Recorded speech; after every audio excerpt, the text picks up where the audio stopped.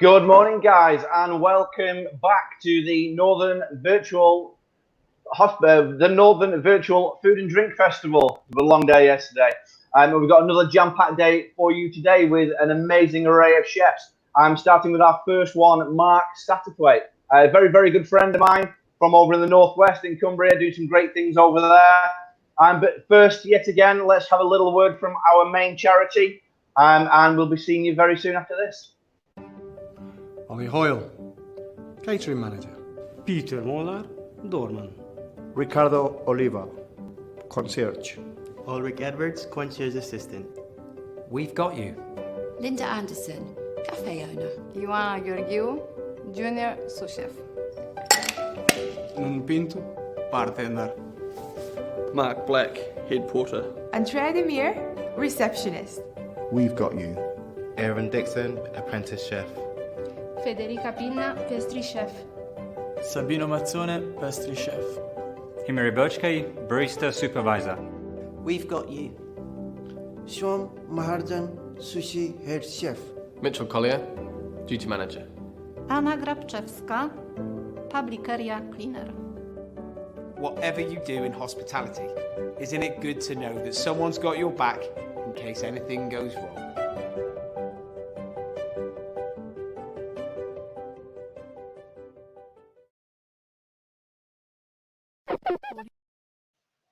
Okay, so I'd like to welcome to the Northern Virtual Food and Drink Festival, Chef Mark Satterthwaite. Mark, how are you doing this morning? Hey, great. All right, mate. How's it going? Fine, thanks. Yeah, very well, thank you. So tell us a little about who is Mark, Chef Satterthwaite. So I'm Mark Satterthwaite. I am head chef at the Blacksmiths in Broughton Mills, Cumbria. I own a business called Elite Dining where we do pop-ups. I do handmade chocolates. The main sort of thing is private dining. So myself and our team will go into people's houses and we'll basically bring the restaurant to them. Fantastic. So people can experience kind of the joys of your food, but without having to leave their own home. Yeah, that's it. So it was all about kind of bringing the atmosphere of a restaurant, but to people's home, so they don't have to feel like they have to go out and they have to get dressed up and everything like that. So we'll literally bring the restaurant to them. So we do absolutely everything. So we'll lay a table, we'll wash up, we'll do everything. We'll leave it absolutely spick and span like we found it. Fantastic. That sounds awesome. How far do you travel for that? Anywhere in Cumbria, really. I mean, we've the furthest we've been is up to like Cockermouth. But I mean, if something was to come in that was which seemed a nice job, we'd travel. It wouldn't really matter. But we try and use mainly South Lakes, just because our suppliers are here. We know the quality of the produce, and we really try and emphasise that in the menus that we put together. Fantastic. That sounds awesome. Speaking of food and menus, what are you doing for us today? What we're doing for you today, so we've got some line caught halibut that I'm going to gently sear and then oven bake. I've got some Pommes Puree, just done some nice Irish pipers. I've got some spring greens, and then I'm going to finish it with a nettle consomme, so stinging nettles that we picked today. And then I've got a nice little nettle powder as well. That sounds awesome. That sounds really nice. Should we get into it then? Yeah, please do. I'll bring you up big and I'll disappear into the background. Cheers, guys. Thank you. All right, okay. So we're going to start with a nice piece of halibut. And all we're going to do, this is from Lake District Lobster and Seafood, who are also part of the Northern Food Festival this weekend. I'm good friends with Chris, and he has some really good stuff in. So all I've done there is just taking the skin away from the piece of fillet that I'm using. We're just going to trim off the side, and then all we're going to do is cut it into a steak about the same sort of size that I'd like to have. Just missed a bit there. Take that off, and then so we've got that and that. Right, we'll get rid of that. I'll just give my hands a wash. Peter Callahan has put, is there a minimum for numbers for your private dining? Minimum numbers, yeah. We don't necessarily have a minimum, but unfortunately, it would probably not be worthwhile if there was just maybe 2 or things like that. I mean, I don't know if you'd necessarily want private dining if there was just 2 of you anyway, but the maximum that we do is 12. Minimum, I'd probably say 4 to make it like quite a nice atmosphere. Hope that answers your question, Peter. So we're going to move on to our Pommes Puree now. Usually, with Morris Pipers, what I'd usually do if we had a bit more time is I'd cut these in half and bake them in the skins for about an hour and a half. And then once they're baked, I then push them through a drum sieve so that because you're baking them and not boiling them, when you add in your butter and your cream, it takes more moisture on so that you get a really nice silky end product. But I'm just going to boil these today so that we can get it nice and pureed for you.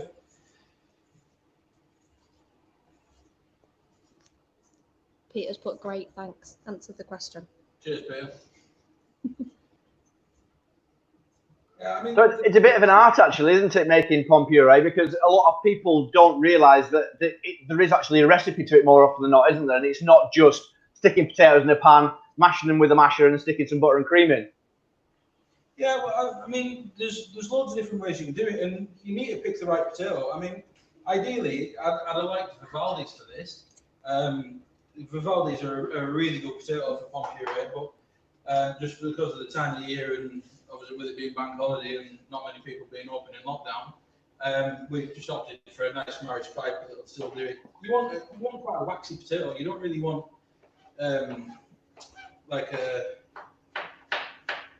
you don't want a starchy potato, anything that oozes a lot of starch, because you want to try and get rid of that as much as you can.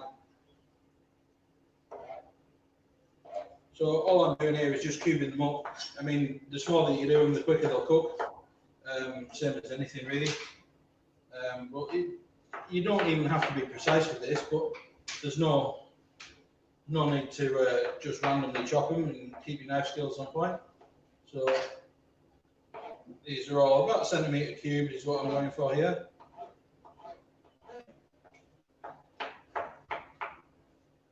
And then we're going to start them off on the stove with cold water, just salted cold water.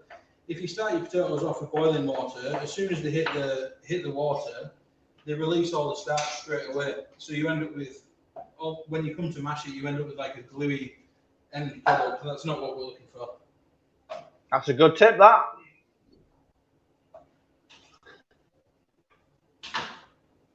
So, a little bit of cold, a little bit of rock salt, and then some cold water, just to cover the potatoes. You don't need it really deep because you're just boiling it for no reason then. So I mean, there's probably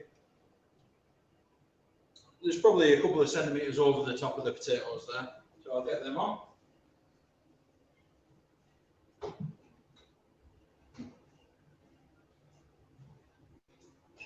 So now we're going to move to our spring vegetables. So I've got here some wild garlic roots that have been thoroughly washed. All we're going to do with those is take the tops and the ends off. Wild garlic, especially at this time of the year, is absolutely phenomenal. You can find it pretty much anywhere in woodland. You can't miss the smell of it, and if you're not sure, just crunch a leaf in your hand, and you'll be able to smell it like sweet onions and garlic straight away. So these have been thoroughly washed, and then all I'm going to do is almost use them like a spring onion. So I'm going to take off just little slices of it, so that you end up like that. Get rid of that bit. So we're cutting these on the angle, quite fine. But like I say, the best way to treat wild garlic root is exactly like a spring onion. So you can have these raw as well in nice like spring salads and things like that. Really good. So onto our English asparagus. This is from White Valley. Really good asparagus. Relatively local. Unfortunately, we can't get too much local stuff at the moment just because of the lockdown. I don't think they grow a lot of asparagus in Cumbria anyway, do they? No, not good stuff, I don't think. No. Okay, so what I'm going to do with these, I'm going to use the whole stalk of asparagus. I'm just going to take off the tips of the spears, about 3 inches. We'll leave them for later. And then with your peeler, all I'm going to do is just peel the rest of it all the way around, and just keep peeling so you end up with nice little ribbons of your asparagus. You can do this on a mandolin if you prefer, but just mind your fingers. They'll try and bite you at any opportunity.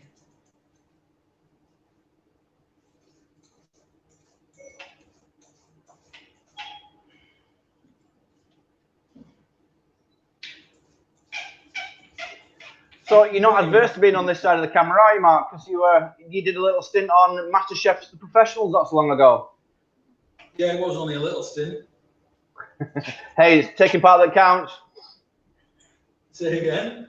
It's the taking part that counts. That's it, yeah. I mean, I actually loved being there, and the whole procedure of getting to MasterChef was a competition in itself. It was truly brilliant to do. For me personally, I completely bottled it when I got there, if I'm perfectly honest. I think I tried to do, I didn't try and do a dish that was me. I tried to do a dish that I thought they wanted to see. And it didn't pay off, and I should have just stuck to exactly what I'm good at. Your food's fantastic. If that's how you feel you did, if you just stuck to your food, you'd have flown and you'd have got far in that competition. Yeah, I mean, I think there was nearly 10,000 people apply. So to get down to the last 48 was an achievement in itself. So I thoroughly enjoyed the whole experience. I mean, we had a rough do getting to it, but it was great. Even I had an interview in Manchester, and even on the way down to my interview, I was super nervous, and then my pickup broke down. So myself and my wife were sat in Manchester. I'd run to the interview and got through the interview, and everything was fine. And then we had to sit in Manchester for about 6 hours waiting for a recovery truck. We had. I've just done a quick calculation there, Mark. So out of that 48,000, you got down to the final 2%. Say that again. Final 2% out of. You were in the final 2%. If there was 48,000 candidates applied, you were in the last 2%. That's a hell of a stat. Yeah. So that's a boost, that, isn't it? So don't put yourself down about that one, Chief. That's a massive achievement. I'd definitely think about doing it again if I was allowed. Now that I understand the process, I feel a lot more comfortable. I've put myself out there doing demonstrations and things like that. So to try and get any kind of experience of being in that environment. So anyway, we've done our asparagus ribbons. We're just going to leave them to one side. This is a little sweetheart cabbage. You can use spring greens, you can use white cabbage, you can use anything you want, as long as it's sliced thin enough, it'll work. Yorkshire rapeseed oil have written, loving the freshness and seasonality of the ingredients. Thank you very much. I was looking at your stock yesterday. I think I'm going to have to buy some of that. It looked really good. I saw Craig was using some yesterday. I said to my wife yesterday, I said, I think I might have to look at some of that. It looks really good. Nice colour. It's amazing. Oh, is it? Yeah, it looked really good. I'll have to put an order in, I think. So thank you, rapeseed. Yorkshire rapeseed. I'll be in touch. So onto our sweetheart cabbage. All I'm going to do is super thin slices of this, and this takes absolutely no time at all to cook.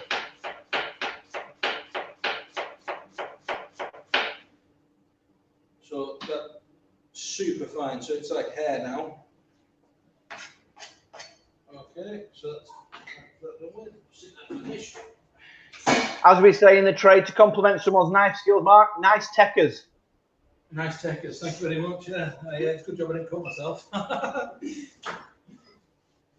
Okay, so now I'm just going to move on to the asparagus tip.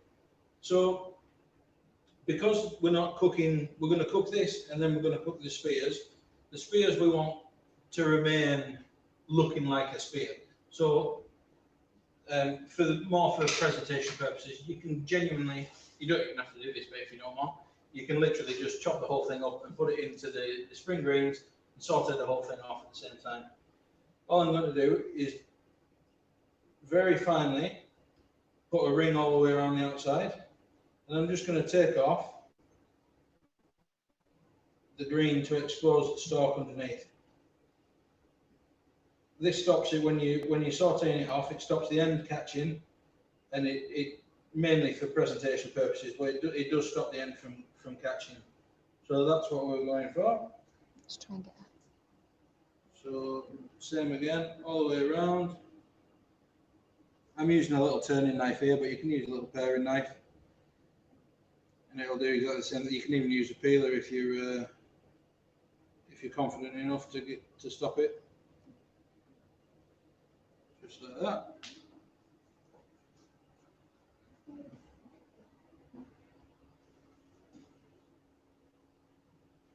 Got to say, we're getting some great camera work by your lovely wife there, Mark.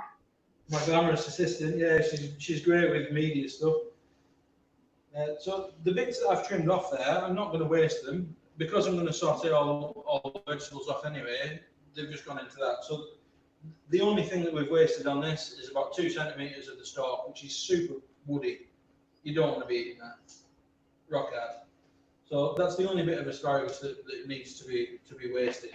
And same thing again, if you've got a garden and you do like composting or anything like that, all of this can go in your compost. So there's nothing that will go to waste if you're going to work like that. Right. I'll just go and check my potatoes and then we'll have a look at a bit of fish.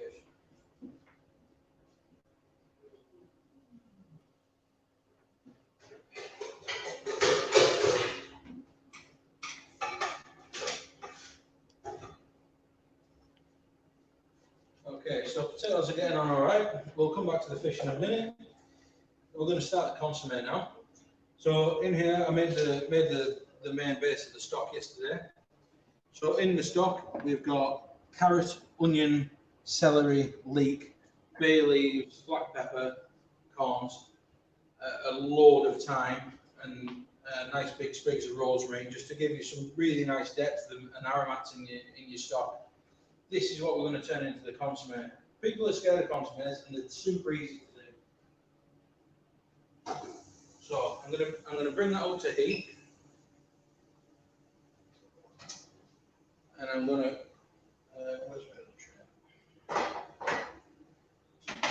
stick my vegetables on there.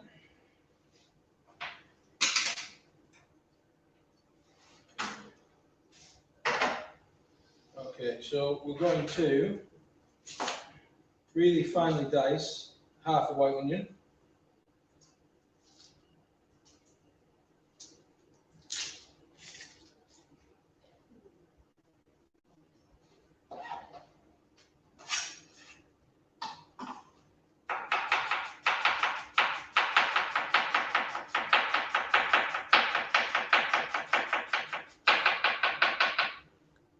Stu Paul Foster has put, looking good, Chief. Can't wait to see the finished product. Cheers, Stu. Thank you very much. Glad you're watching, mate. Hope you're racking out them afternoon teas. I've seen them. Another good chef from Furnace area. Stu actually did a demonstration for myself last year at the Northern Food Agricultural Show at the local one, which was a really good show. I actually did one for Craig the year before, so we all know each other down there.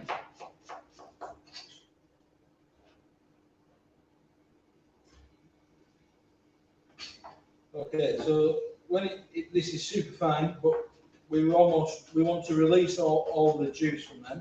You can do this in a blender if you want to, and you're just looking for like a paste sort of consistency. So squish it with the back of your knife, move it all back together.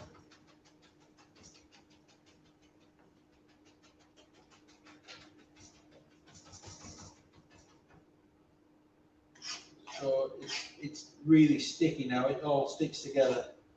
That's the consistency that you're looking for.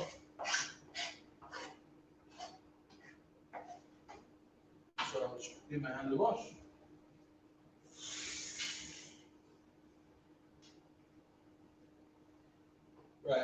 what we're going to do is I've got 3 egg whites just in a bowl, and I'm going to whisk them,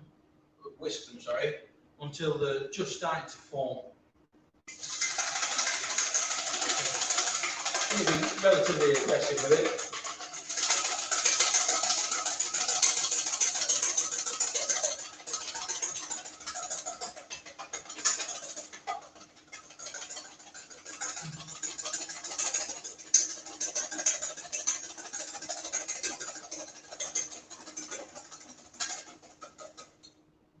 So they're just starting to form up. We're then going to add in the really fine onion pulp, and just give it another mix around just to make sure that all are in there. All you want to do is bind the egg to the onion so that when you add it to the warm stock, it takes the egg white down to the bottom. So when the egg white starts to cook, it comes up all the way up through your consomme and clears the whole thing. Then it goes hard on top so you can get out. It's known as a raft, that isn't it? Known as a raft. Pardon? A raft. Yes. It's known as a raft, yeah. So that's all binded up. My consomme is coming up to temperature, so if you want to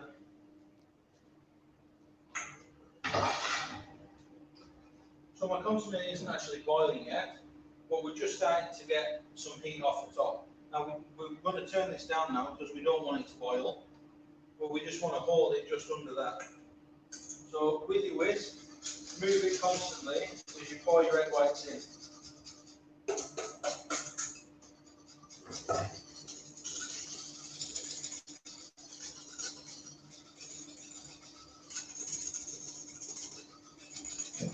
probably the first time I've made a consomme this small, but it'll work exactly the same way. You can do this for any consomme, it works exactly the same way.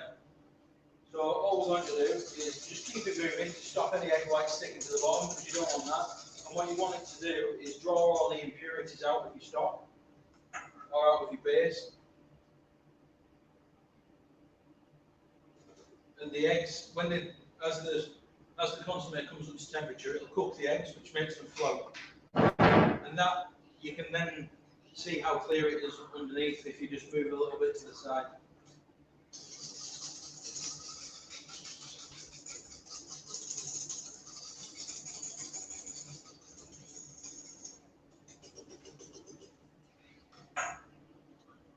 So we'll give that a second. Fine. Potatoes are up and boiling now, so they're nearly done.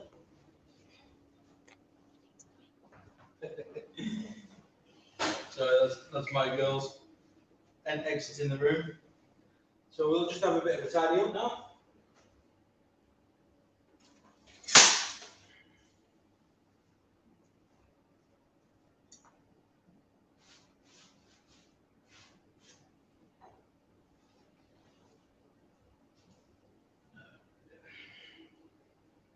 So there we go. So now that the consomme is on and heating up and clarifying, the mash is nearly ready. I'm going to look at starting to cook the fish now.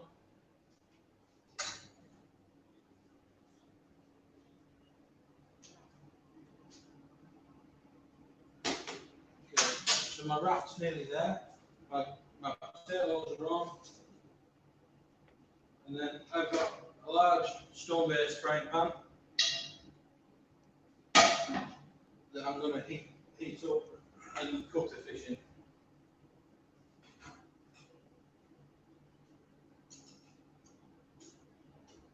So is this a dish that you would say is kind of your regular style food? Is this you on a plate this time? Is it your sort of dish?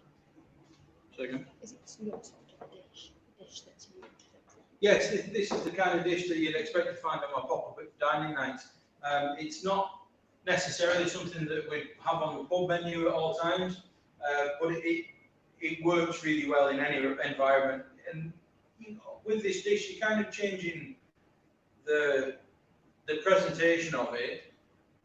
At the end of the day, this is just it's a really nice piece of fish with some really nice potato puree. So.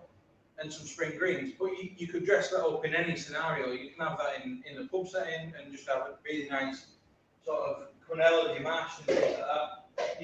There's nothing to stop you doing any of it with this dish.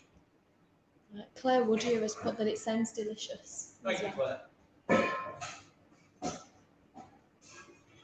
Okay, so what we're going to do, we've got our consomme.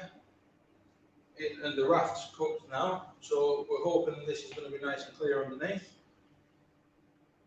And we're going to pass it through some muslin cloth that's in a sieve.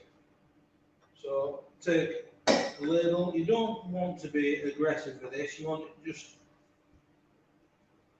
and you don't want to force it through.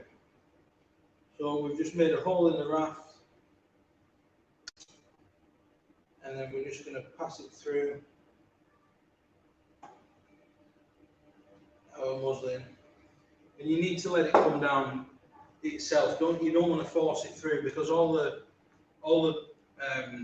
impurities that you've taken out cooking it with your egg whites, you're going to push back through, and you want it clear.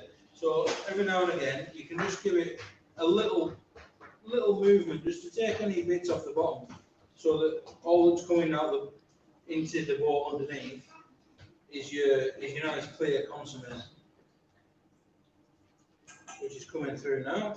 So we'll just give that a little bit extra.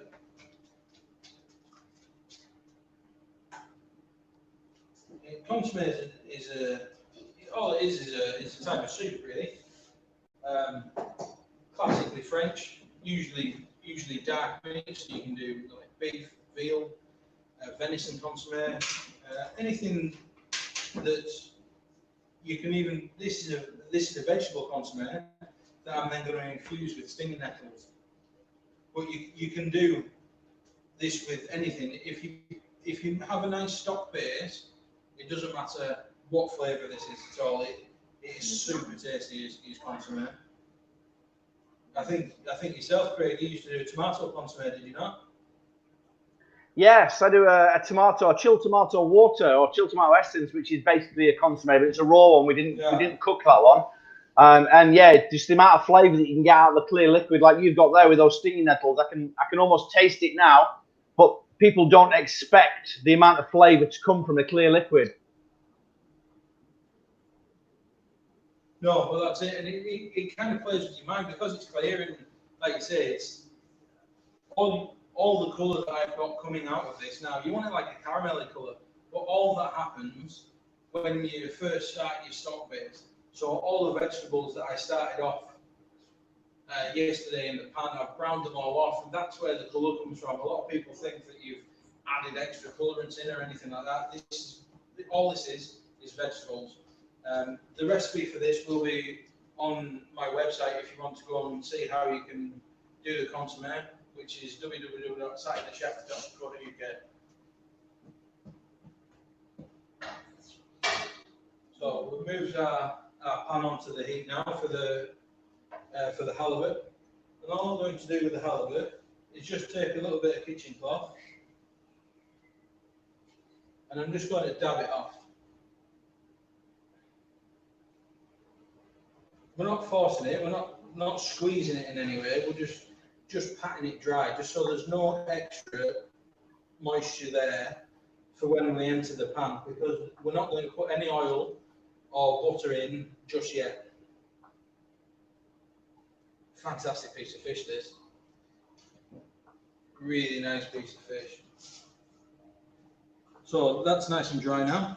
We'll move over to the pan, take some butter and a touch of oil on the spoon with me. So we want the pan nice and hot before we start. So that's getting there. And then what we're going to do, we're going to put the fish down so its skin side, or where the skin would have been, upwards. and you're looking for a nice sizzle as soon as it hits the pan. You're not looking, you don't want it to be quiet when it touches the pan. So I don't know whether you can hear that or not. We've got a really nice sizzle and a crackle going straight away. I'm just going to apply a tiny bit of pressure to it, just at the top. I'm not really shoving it down. I'm just making sure that all the fish is evenly touching the pan.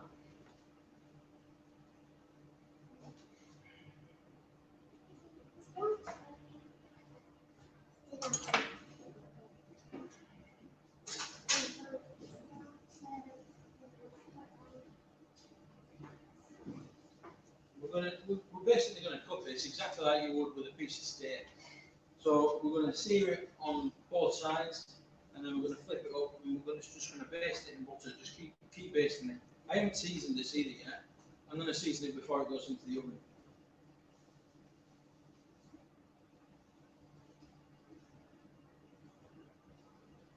We're looking for a nice golden, not crust, but just where it's all touching. We're just looking for a nice golden colour.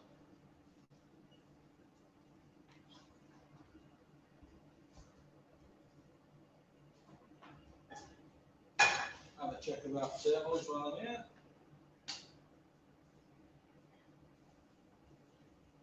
Yeah, they're coming on nicely.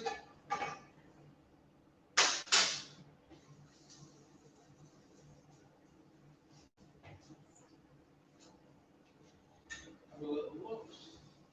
Not quite yet. Leave that for a second.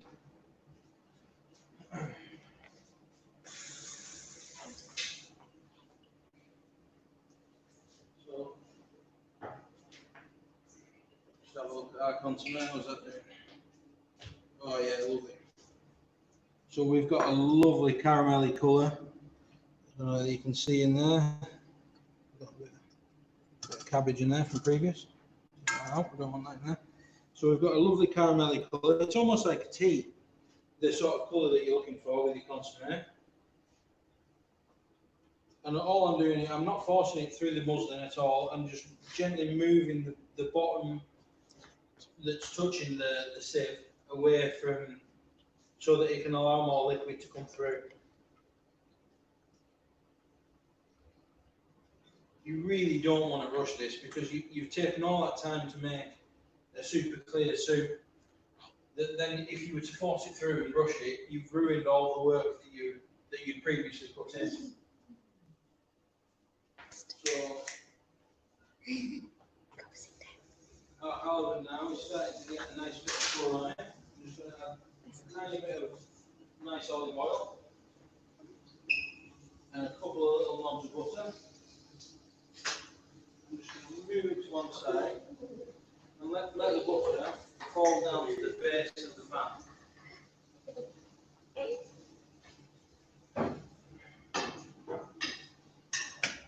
We're just going to keep it coated so you end up with a lovely colour and flavour all the way around.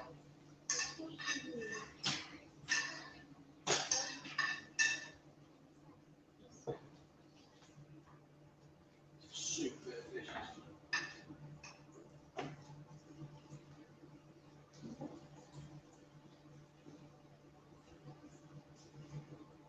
I absolutely love any fish, but especially halibut. Halibut is a superb piece of fish. People find it quite expensive, but in realistic terms, when you're comparing it to thick cuts of meat, it isn't expensive at all.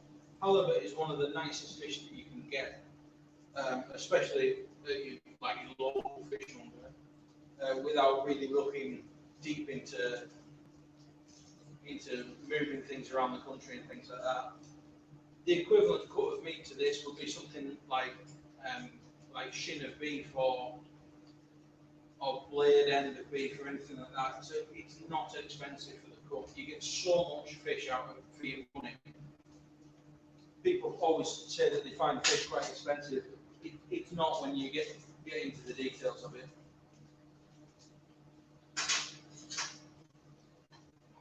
Like I say, we've got a fantastic fishmonger here in Ulverston, and he knows what he's doing. He can get anything that that people are after.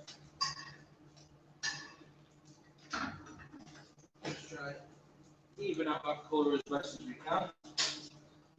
And while that's just having a sizzle, I'm just going to drain my potatoes.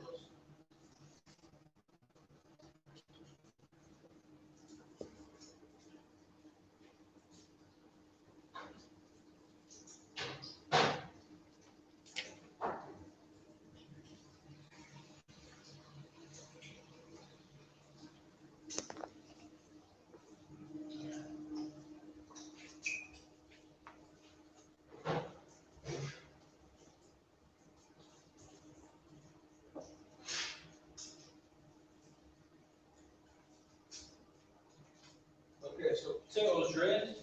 I'm just going to put the pan back on the heat just to take off any extra moisture that we don't want in there, because we want to add in as much moisture as we can.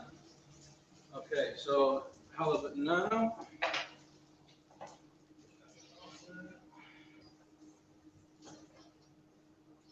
So there we go. Nice bit of the butter on top of it, and that goes in the oven. That's not going to take long at all. Don't wash your pan. Put the pan back on the heat.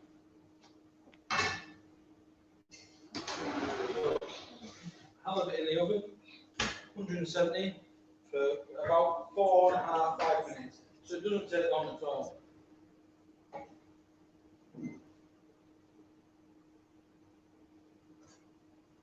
So all the extra liquid's gone off the potatoes that we don't want. And then we're going to add in half of our butter.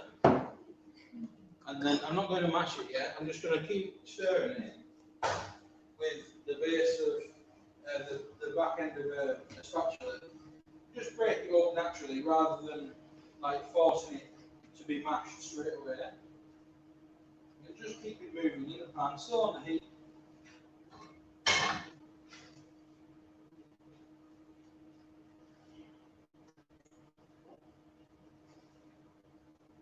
Now you can put cream, you can put milk, you can put any variation of the 3, buttermilk and cream. All I'm doing with this one today is butter, so it's super rich. You don't need a lot of it. It makes it really silky, but it is rich. I mean, there's 500 grams of potatoes here, and there's going to be about 170 grams of butter in it in total, which I know is a bit drastic, but it's a treat. You're having halibut, so you might as well make it worthwhile. You don't get a figure like mine by not eating butter anyway. So we're just going to gradually add in more butter, and we're just kind of folding this through now. We're not pushing it, we're not breaking it up or trying to mash it. I haven't shown it a masher yet at all, and I don't think I'm going to need to be honest. With the Morris spices, they just seem to absorb anything that you're trying to give them.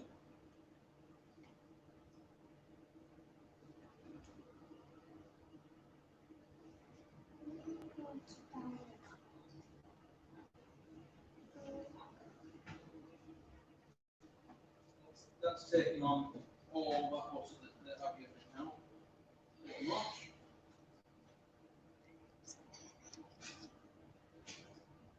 So it shouldn't stick any part of the pan, so it almost looks like an omelette now. That on there.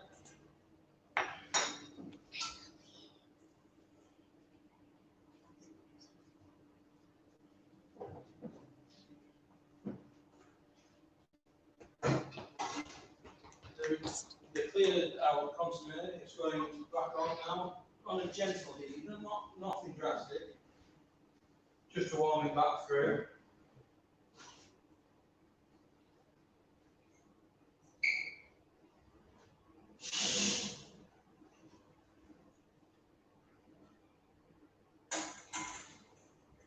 Okay, and then just with the back of a spoon, all I'm going to do is push the potato through the sieve, just so you get really fine, smooth, silky texture that you're looking for.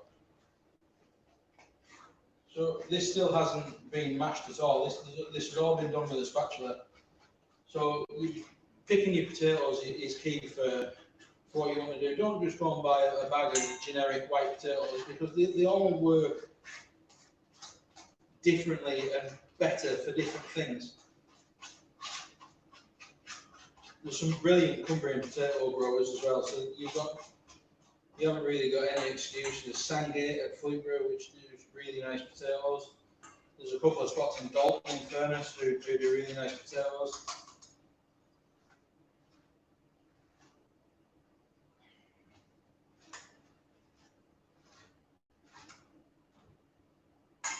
Okay, so that's through there now. A little bit of fine salt and a tiny bit of white pepper. And just stir that in.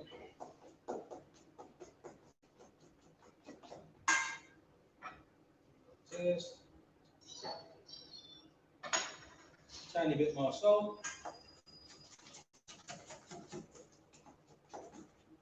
And then that's done. So Yorkshire rapeseed oil have put, looking forward to getting our hands on these recipes if we can. oh yes, all the recipes are available on my website. So there's I've got quite a few recipes on there now.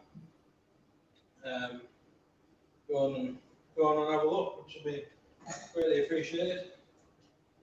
We did say as well, Mark, that we might put all these recipes from the chefs that have demonstrated from yesterday and today into book form and try and sell it to do with the festival and raise money for hospitality action. Oh yeah, what a fantastic idea! That's a brilliant idea. I'd be more than happy to give you the full recipe for this, no problem.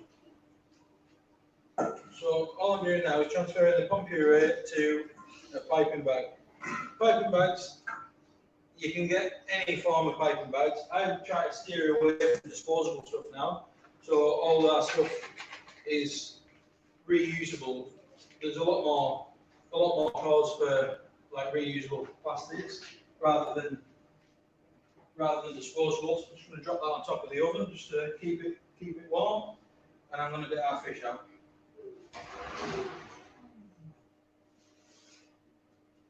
Okay. So fish out. That's had 4.5 minutes. I'm now going to season it. So I've got rock salt and cracked black pepper. If you season the fish before you're cooking it, because it's white, you end up with like a grey fish from the pepper, which is not what you want. Now, the super quick bit is your vegetables. So we left the pan on earlier.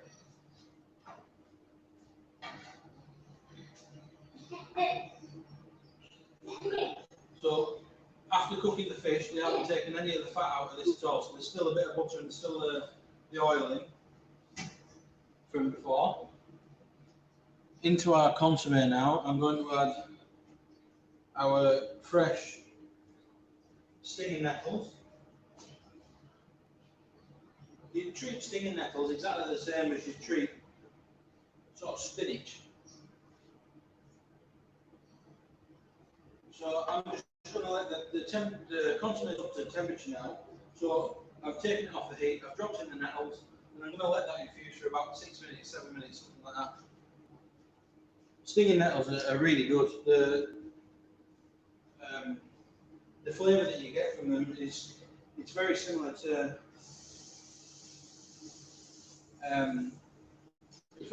spinach, and kind of rocket-like as well. It's kind of got a peppery element to it, and as long as you've got a pair of gloves, just go and get some. Nobody's going to bother you.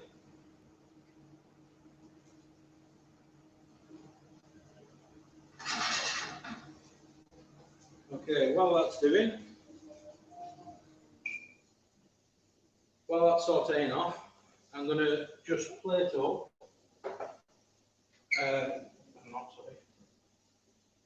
I'm going to make a really quick mayonnaise for my second dish. I've got enough time to whip it up, so I'm going to give it a go. I'm going to leave the halibut resting exactly like you would with a piece of meat, just to let it all relax, let the moisture come back into it. In this bowl, I've got 3 egg yolks that are from the whites from previous for the raft. I'm going to add in a teaspoon of Dijon mustard, a little splash of white wine vinegar, and a tiny bit of pepper. I'm going to add a couple of fennel seeds back to my vegetables, mainly because I forgot earlier. You really want to do them at the start so the flavour's in the pan first, but not to worry. So we're going to whip up a really quick mayonnaise. So egg yolks, vinegar, garlic, a bit of black pepper, and a little teaspoon of Dijon mustard.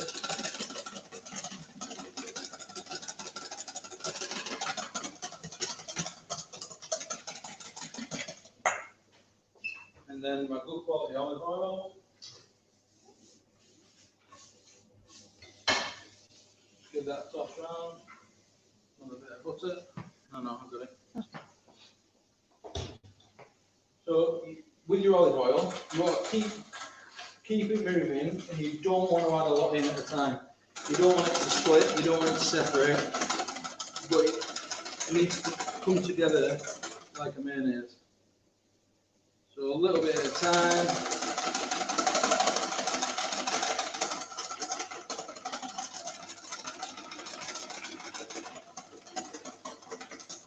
You can do this again in a blender if you want to.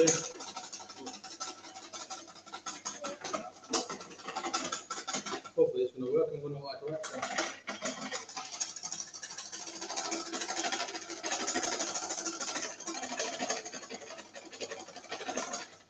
Make a bit of a mess, but never mind.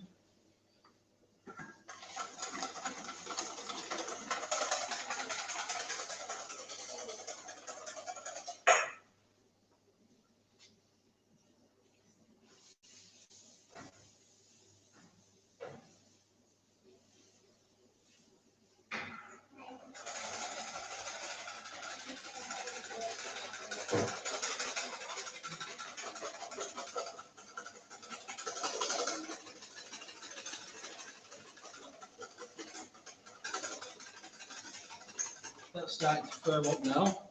It's just starting to stick together and bind a bit, almost, well, mayonnaise like.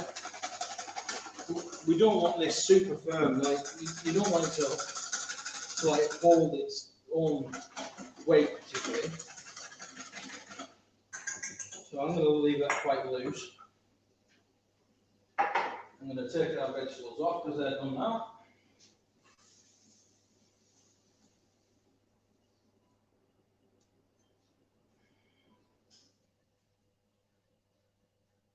And then leaving the pan on the heat, tiny bit of olive oil,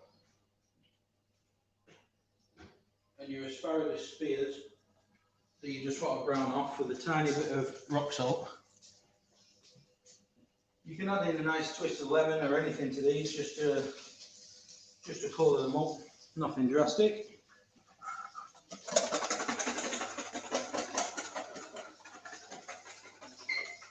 Right, we've got some wild garlic leaves here that we're going to just rip up, and then we're going to super finely slice them.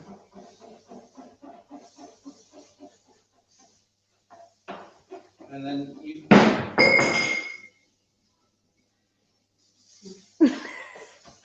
wasn't me.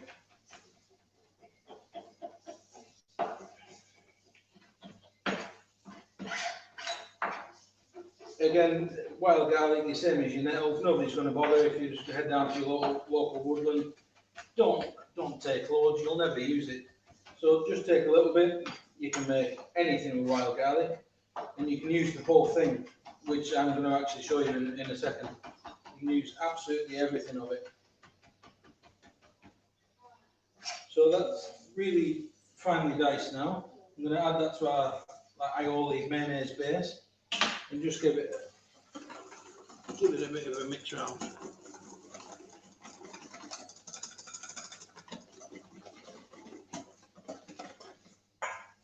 Just go and check on my asparagus. Super. Yeah, so now where they've been touching the pan, because the pan was super hot, they've almost blistered. You're getting a really nice browning colour on them.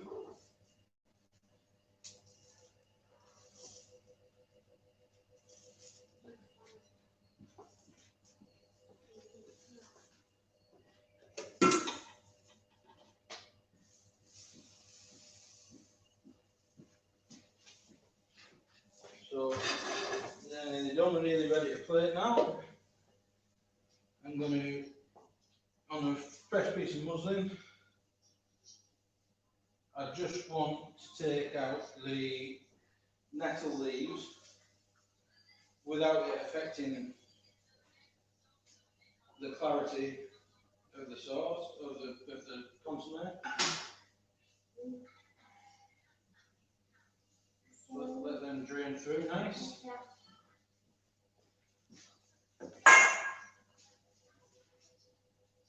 Get our dish.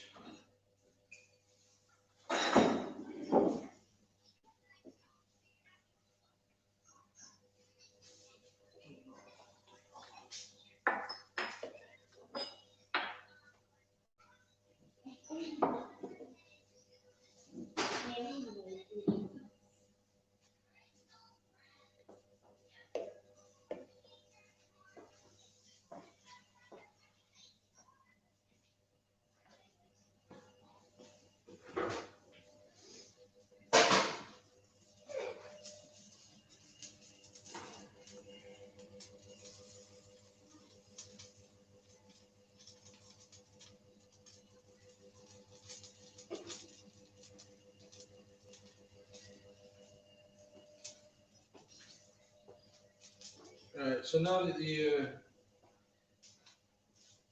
nettle leaves are out of your consomme, got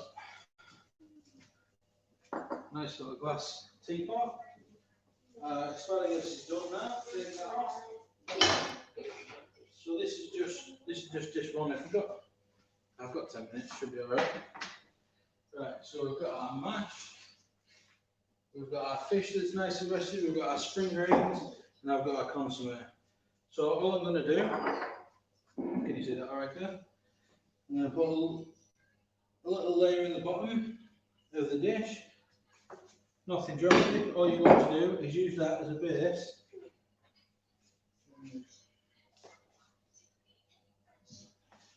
For some of these lovely spring grains that you've got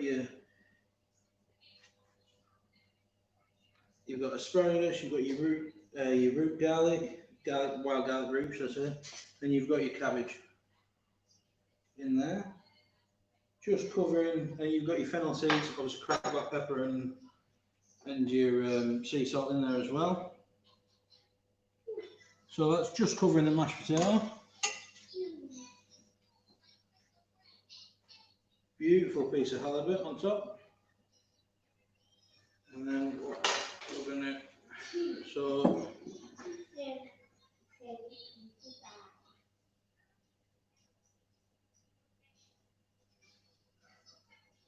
looks like that.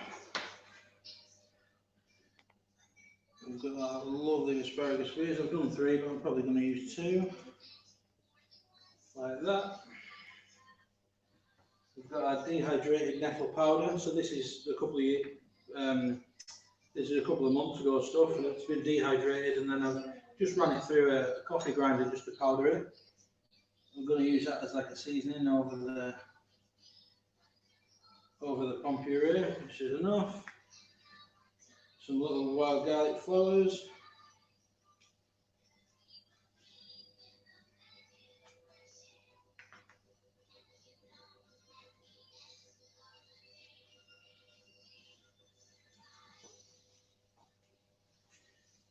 Okay, so that's how the customer would get it.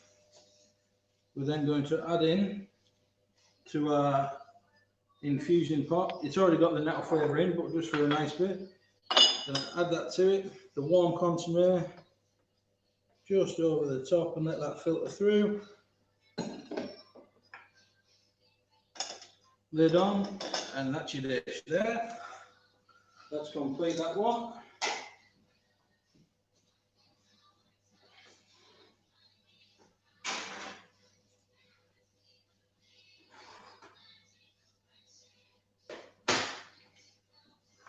And then just as a top up, I've been working on this dish for quite a long time. This is maple and soy sauce salmon jerky.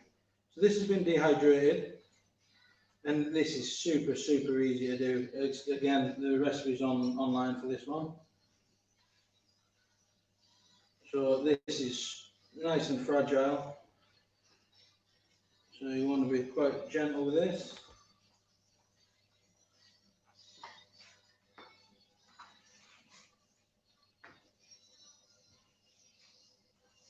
All right for time, Craig? Yeah, we're all good, Mark. You got about 5 minutes left, so you're nearly there. Yeah, no problem, mate. That's perfect.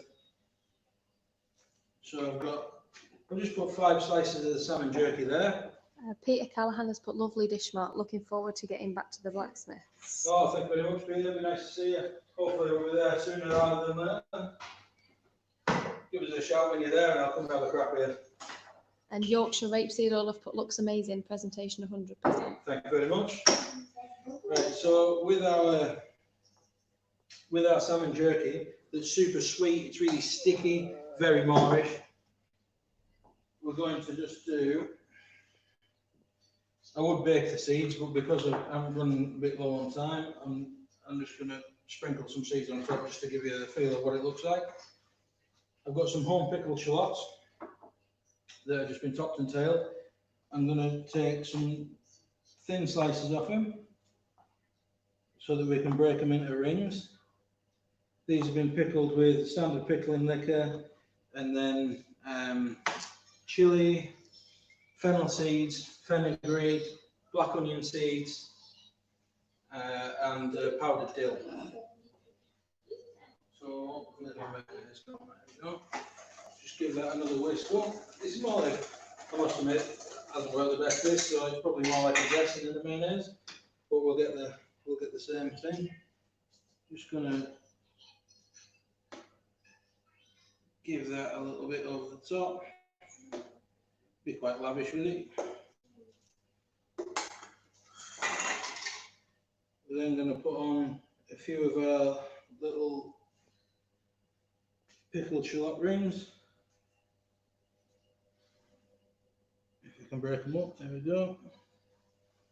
This on a summer's night, like as a sharer before you have a barbecue or something like that, absolutely incredible. If you've got a dehydrator, make use of it, because this is really nice. Me and my wife had this the other night. It was supposed to go into a Tupperware pot and be kept for a while, and it didn't see the night out. So here, all I've got is sunflower seeds. Like I say, I usually fry them off, but because of the time, I'm just going to sprinkle some over the top. Just a nice bit of crunch. I've got some wild garlic capers here, which are just after the flowers have fallen off. If I can find a spoon. Just after the flowers come off, you end up with like a little green bud, and they're absolutely ram-packed with flavour. Same again. So today I've used absolutely every element of wild garlic. So it's free, it's there, you might as well utilise it. So they're the capers. These have been pickled in cider vinegar and a little bit of sugar just to stop them going too sour. Finish that with some of the wild garlic flowers as well. Flowers are nearly finished now, so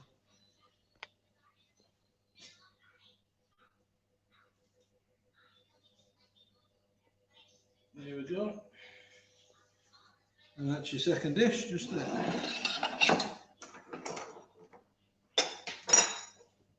Yeah, so you've got a starter and main, both fish. Beautiful. Josh. With your consomme straight over the top of the fish. You can see how clear that consomme is. Come out really well, that. Don't want too much, don't drown it. There you go. thanks very much. Hope you enjoyed it. That was amazing, that Mark. Thank you very much. And everybody out there in Facebook land was enjoying it also. There you go. Stewie says, looks banging, chef. I'd love to try the salmon dish. Say again, sorry. He wants to try. Stewie said, love the look of the dishes. He'd like to try the salmon. Yeah, it's like rubbery and brittle. It's great. Proper Morris, super sticky. It's nice and sweet, and all that is, it's dead simple. Is the marinade for that? As long as you've got a dehydrator, it's 30 ml of maple syrup and 60 ml of dark soy. Good teaspoon of dried chili flakes, a little bit of smoked paprika, and just really thinly sliced your fish. Leave the skin on. Super thinly slice it, about 5 ml, and then skin the whole thing so all the slices come away from the skin. Marinate it for about 40 minutes, half an hour maybe. Doesn't need that long, and then dehydrate it 4 hours at 60 degrees, and you get like, it is exactly like jerky. It's pliable, it's leathery. Because of the flakes of the fish, it can be a bit brittle, but it's really, really good.